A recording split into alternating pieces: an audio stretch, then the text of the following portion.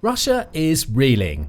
The country has suffered multiple successful strikes from the Ukrainian armed forces in recent days on key sites, including airfields, bases and refineries. And it could be about to get even worse, with Ukraine potentially planning a far more audacious attack, one that could cripple Russia's war machine on a larger scale than anything seen before.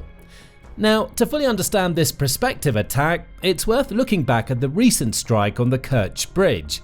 This bridge joins Russia's mainland to the Crimean Peninsula, which is officially recognized as belonging to Ukraine, but has been forcibly annexed and occupied by the Russians since 2014.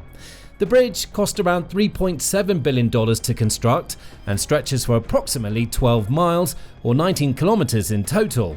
From the Russian perspective, it's a remarkable feat of engineering and a vital piece of logistical infrastructure. The bridge, with its road and railway lines, allow Russia to transport supplies and people in relative safety to and from the region.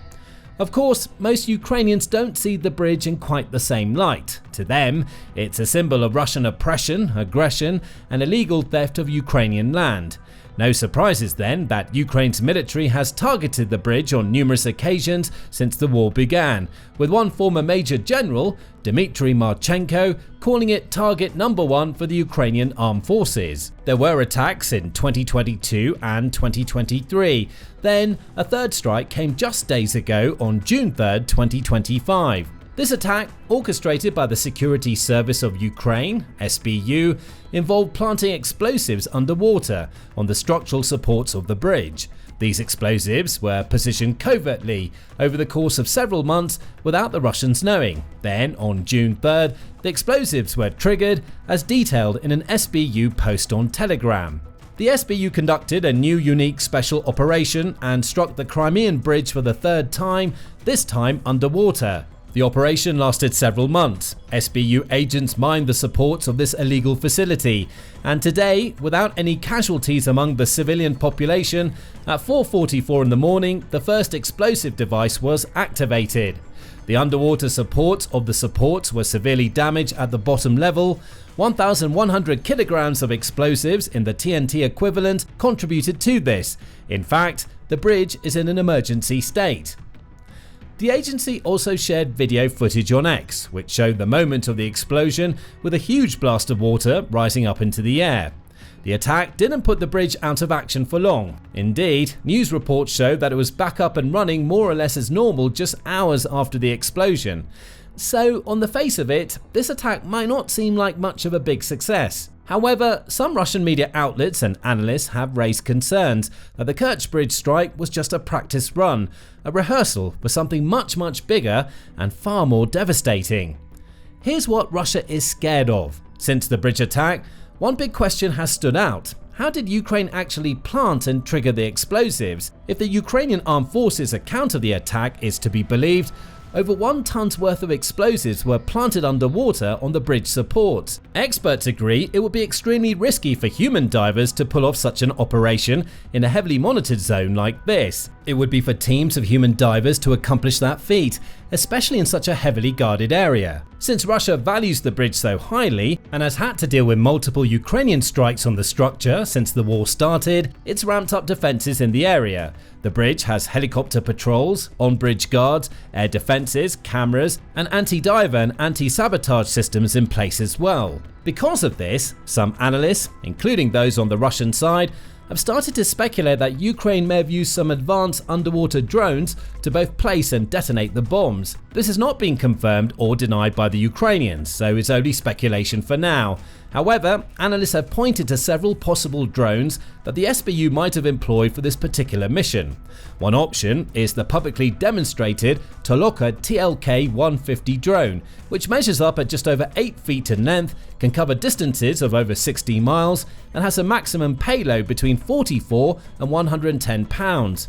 Thanks to its small size, this drone is arguably the best for covert missions, like planting explosives behind enemy lines, as it has the lowest chance of being detected on enemy radar screens or other surveillance systems. There are 2 other Toloka underwater drone models currently known, the TLK-400 and the TLK-1000. The TLK-400 can measure up nearly 20 feet in length, with a massive range of almost 750 miles, and a warhead capacity of over 1,100 pounds. The TLK-1000 takes things even further. It can measure up to almost 40 feet long, with a range of 1,200 miles and a payload capacity in excess of 11,000 pounds.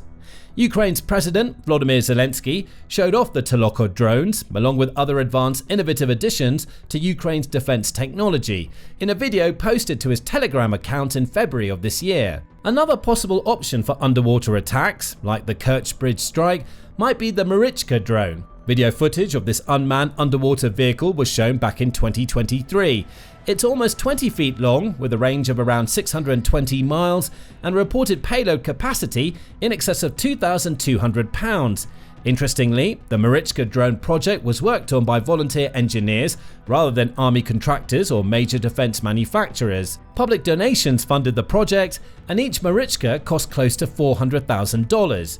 Regardless of which particular drone model Ukraine used, if any, Russia should be very concerned about this technology.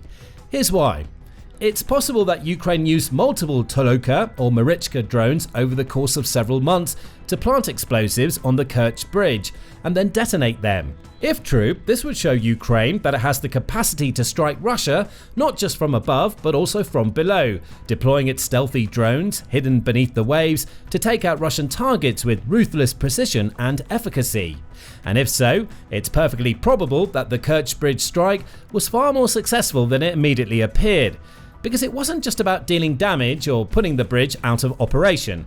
It was also a possible intelligence gathering mission, a way for Ukraine to see how effective its underwater drones were, so that it could plan far more serious attacks on other Russian targets. Those targets could, in theory, include some of Russia's most prized possessions, its nuclear submarines, which it houses in highly secure facilities in the Kamchatka peninsula, situated at the far eastern end of Russia, thousands of miles from Ukraine. Here's how a prospective attack might play out. Ukraine could hide sufficient numbers of its underwater drones on container ships, disguised to appear perfectly innocent. While there's no direct source confirming this tactic, analysts consider it plausible. This would follow the pattern set by Ukraine's recent Operation Spider's web attack, in which drones were stealthily smuggled into Russia on board trucks. The trucks appeared to be carrying simple wooden sheds, but were actually packed with explosive firepower, which eventually rained down on multiple air bases across the country. The container ships would have a long distance to travel, but could depart Ukraine and set off across the Black Sea, taking a route past Turkey via the Bosporus, then through the Suez Canal and across the Red Sea to traverse Africa and then out into the Indian Ocean.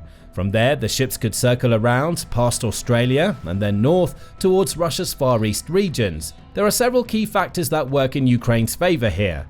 For one, it already has a merchant fleet, including container ships that could be repurposed for such a mission. Second, container vessels are notoriously difficult to regulate and inspect due to their sheer size and the amount of time and resources it would take to inspect every container across every ship. That would, at least in theory, make it easier for Ukraine to hide drones on board without detection. And third, Ukraine can make use of its strong network of allies around the world to plan its route to stealthily transport the drones where they need to be. It could coordinate its shipping route towards international ports operated by the likes of Australia, the US and Japan, for example. This again would make the ships less likely to be intercepted or looked at too closely by the Russians. The various intelligence services of these allied nations might even work alongside the Ukrainian SBU to help the containers proceed without any alarms being raised. Once the ships reach the vicinity of Russia's Far East, they could take up positions in areas like the Sea of Japan or Sea of Okhotsk. If the Ukrainians were feeling particularly daring, they could even try to dock their ships in Russian ports. They did, after all, manage to drive drone-laden trucks all the way across Russia without detection during the Spider's web attack. But since the TLK-400 and TLK-1000 drones have such impressive range, the Ukrainians wouldn't even need to risk getting too close. They could position their ships in the general vicinity of Russian naval bases and let the drones travel the rest of the way on their own. Either way, once the ships are in place, all that will be left to do is give the order and launch the strike. Multiple underwater drones, including the most destructive TLK-1000, could be released in an instant, either from the ship's decks or via special underwater openings. Hidden from view below the water's surface, the drones will set off towards their targets, which might include the immensely valuable and important nuclear subs of Kamchatka, as well as the various vessels of the Russian Pacific Surface Fleet, which is housed in the eastern port city of Vladivostok. There, Russia has an expensive array of destroyers, corvettes, and its flagship vessel, the enormous Slava-class cruiser Varyag. The amount of damage Ukraine could do with this kind of attack is impossible to estimate, but will surely represent a massive and perhaps crippling blow for the Russian military, a blow from which it might need years to recover. This is thanks to the destructive power of the drones in question. So many drone strikes hone in on individual targets, but Ukraine's massive TLK-1000, capable of carrying warheads weighing thousands of pounds, could easily hit, damage, and even sink multiple vessels with a single strike. If Ukraine managed to take out just one of Russia's nuclear subs, it would be a colossal victory for the country and an unprecedented loss for Russia. Some of these vessels are worth hundreds of millions of dollars. The Boray-class nuclear submarines, for example, are estimated at more than $800 million each, and Russia is believed to have 7 such subs in operation today. The Russian President, Vladimir Putin, takes great pride in his country's nuclear arsenal. Indeed, he often leans on this when aiming to exert his influence on the world, and has regularly threatened countries of the West, including those in the NATO alliance, with the possibility of nuclear action. For example, in his annual presidential address to the Federal Assembly in February 2024, Putin responded to the possibility of NATO nations sending soldiers to support Ukraine, stating, "We also have the weapons that can strike targets on their territory, and what they're now suggesting and scaring the world with, all that raises the real threat of a nuclear conflict that will mean the destruction of our civilization." It's true that Russia certainly possesses enough nuclear weapons to cause widespread devastation. It has the most of any country in the world, even more than the US and NATO, with recent statistics suggesting that Russia has around 5,580 warheads in total, while the 3 nuclear NATO nations, the US, UK and France, combine for around 5,559, though figures vary slightly by source. However, if Ukraine could sink or even damage some of the Russian nuclear subs, that would greatly undermine Russia's geopolitical standing. The idea of an invincible, all-powerful Russia, which is exactly how Putin likes to portray his country, would suddenly seem a little less believable, and Putin's boast and bluster would also seem notably less scary and serious than they have in the past.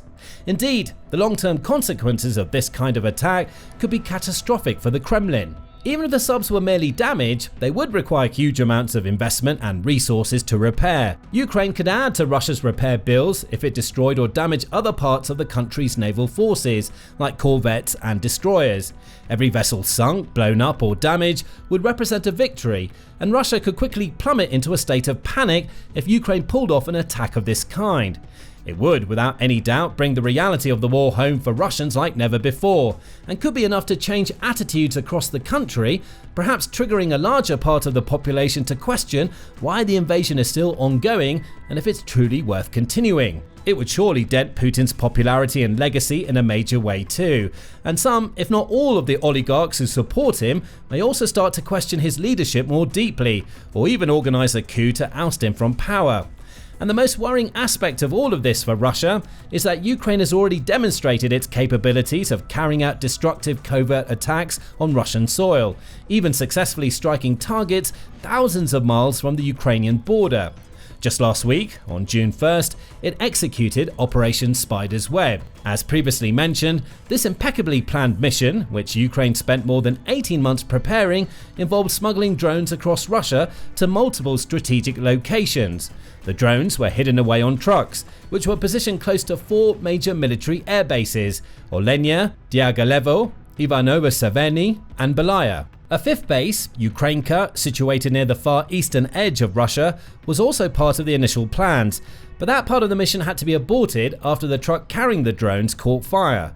Once the trucks were all in position, retractable roofs hiding the drones were pulled back, and over 100 drones took to the skies, raining down fire on the airfields and bases nearby. They focused their fire primarily on Russia's strategic bombers like the Tu-95, Tu-22 and Tu-160, with Ukrainian sources saying that over 40 of these aircraft were successfully struck and at least 13 of them completely destroyed, though independent sources confirm only that the damage was extensive, with exact numbers varying slightly. In total, the damaged and destroyed bombers represent a whopping 1/3 of Russia's entire long-range strike fleet. In one fell swoop, Ukraine managed to deal a gigantic blow to its enemy, and even though some of the bombers may still be repairable, it'll be immensely difficult and costly for Russia to actually fix them. None of the bombers are still in production either, so Russia cannot simply replace the lost aircraft with new ones. The country is estimated to have suffered $7 billion worth of damage. But the success of Operation Spider's Web isn't just about the amount of damage done, the number of planes blown up, or the amount of money Russia just lost. It means much more than that to those on both sides of the war, because it proved, once and for all, that Ukraine isn't just able to defend itself and fend off Russian attacks, it's also capable of going on the offensive in a big way. Russia knew that Ukraine had the firepower to launch counterattacks near its border or fire missiles over the front lines, but it could never imagine that the security service of Ukraine had the ability to organize an attack of this magnitude and to strike targets so deep within Russia's own territory. It surely imagined that its bases, especially those so far from the Ukrainian border, like Belai in the Far East, were safe and sound, immune to Ukraine's missiles or drone attacks. But it was wrong, and now Russia is running scared because it has no idea what else Ukraine might be capable of or where it might choose to strike next. At last, it's the Russians who are having to think defensively, wondering how they can keep their bases and most expensive important pieces of military hardware safe from future strikes. It's no surprise then that Russian military analysts are fearful of a strike on the nuclear subs in Kamchatka. Only a couple of weeks ago, an attack like that would have sounded ludicrous, but now it feels like it could be a real possibility, and Ukraine has also proven how effective it is at keeping its military plans secret, as the Russians evidently had no idea about Spider's Web and were caught completely off guard. Who knows what the SBU might be planning, or what pieces of equipment it might already be moving into position, just waiting for the right time to strike. So, while the Kerch Bridge strike might have seemed relatively small in the grand scheme of things, especially compared to the much larger and more destructive Spider's Web strikes, it may have been a mere precursor of something much greater still to come. For now, this is only speculation, but the very fact that Russian military minds are worrying about further strikes just shows what a big impact Spider's Web has had. Even at the highest levels, in the halls of the Kremlin itself, it's likely that President Putin and his closest associates are sharing similar concerns. Eventually, those concerns could be enough to force Putin back to the negotiating table, most likely in a much weaker position than before, where he may have to finally accept ceasefire terms that favor Ukraine rather than Russia. For the time being, Russians continue to attack, but now need to keep one eye firmly over their shoulder, waiting and watching to see where and how Ukraine will strike next. Now, learn more about how Ukrainian innovations in drone technology are changing the face of the war as we know it, or check out our deep dive breakdown of how Russia is slowly but surely losing this fight. And make sure to subscribe to the Military Show for day-by-day updates of the conflict in Ukraine and other important geopolitical events around the world.